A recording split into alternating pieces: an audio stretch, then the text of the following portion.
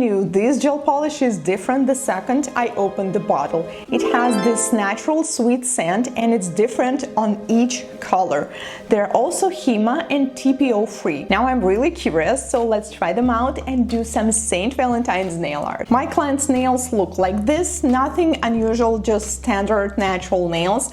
She has a bit sensitive cuticles, so I will be very careful. They're also rather thin, so there's not really much to work on cleaning, but also her natural nails are not super short. She has some of the free edge and I'm going to use it to my advantage today. So instead filing them all down like I normally do when I'm doing nail extensions, I'm going to shape them and create an oval shape.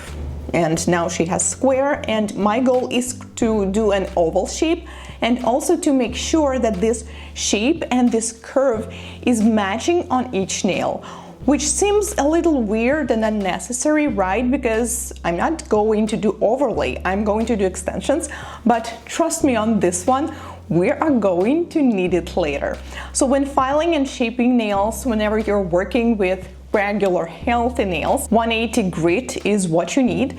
If we have bendy, thin, damaged, super sensitive nails, maybe 220 or even 240 grit may be a better solution. But do not ever use a grit that is lower than 180, such as 150, on natural nails, because that one is too coarse, even though it seems like it is very reasonable at the moment. Please don't. I'm just going to pretend like I'm doing overlay, not extensions yet, and I'm going to file and shape her nails that they are symmetrical, like we have the exact same curve on one side as well as on the other side. So we have this perfect symmetrical oval shape on her nails. And then we proceed to the nail prep. I will be doing dry manicure using diamond flame-shaped bit with red abrasive mark. I'm working carefully with the very tip of this drill bit because, like I told you earlier, her cuticles are a bit sensitive. Then we need to remove the surface shine. I will be using 180 grit buffer. Since we filed and shaped her nails a lot, we also need to get rid of this residue under the nail, and using buffer might be very helpful.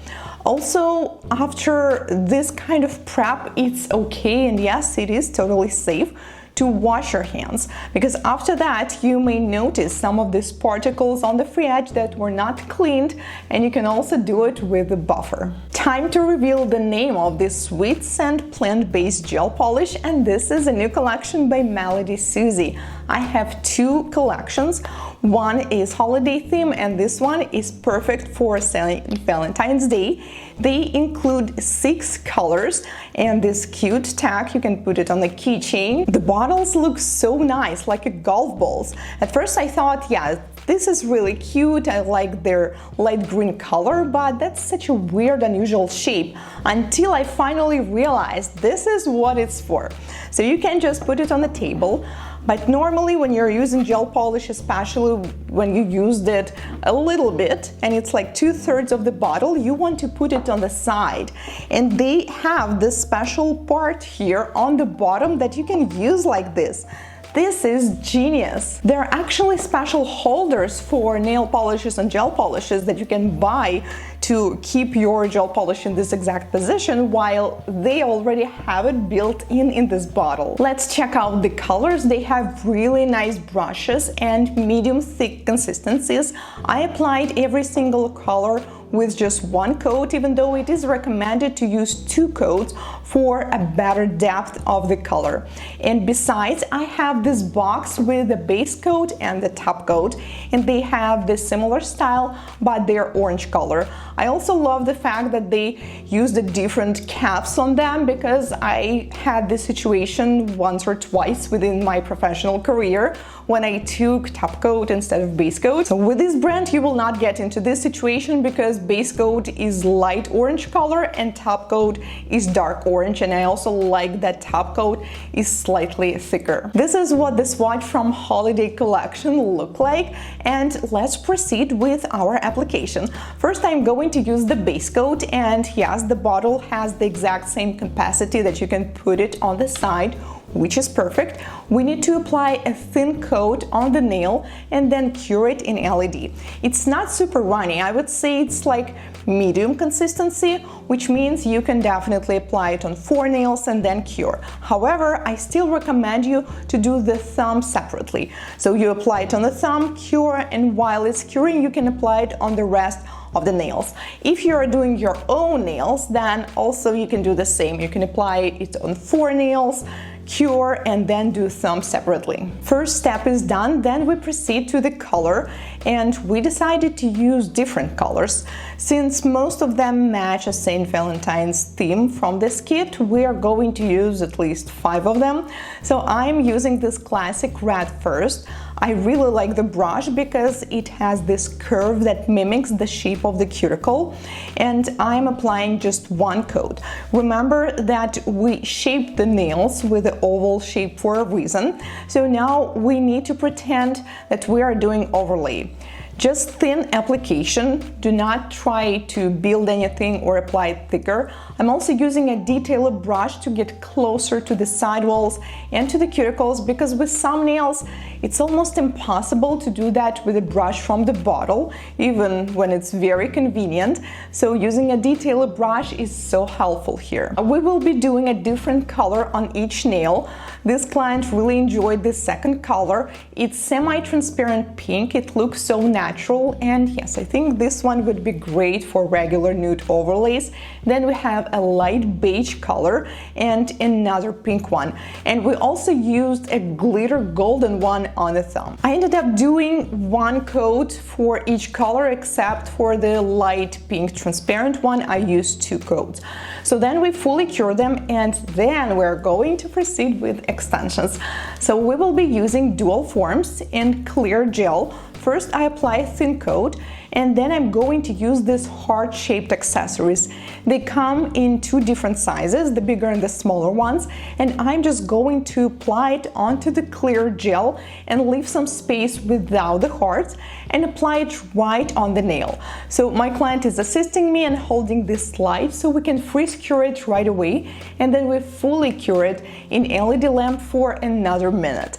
I thought that using different colors of hearts will be too much, so we are using these purple magenta hearts only, and then I fixed some imperfections underneath the nail, and after fully curing it, I just removed the dual forms, and we almost have this finished design. Look how cute it looks, and because we have this color underneath, it's basically like we have half transparent glass nails with hearts, and we also have these cute colors. At first I had this idea of doing a color fade, and you can do that if you want, but in this case you will need to apply hearts first. We wanted the hearts to be on the top of the color, so this technique is very helpful. Since we use dual forms, there is a sticky residue underneath the nail, so we need to clean it thoroughly with a lint-free wipe and alcohol. Make sure that no sticky layer is left behind, because this is one of the most common reasons for developing allergic reactions. And once you clean it, this is basically the only part that I need to file and shape. I'm using carbide bead. The speed is 25,000 rotations per minute, and slightly working on this surface underneath the nail, because we may have some excess clear gel. But I also try to remove this excess gel with a brush before doing that, so I will not need to file a lot. By the way, I'm also using my Melodysusie dust collector, which I showed you in another video. I will leave the link if you would like to check it out.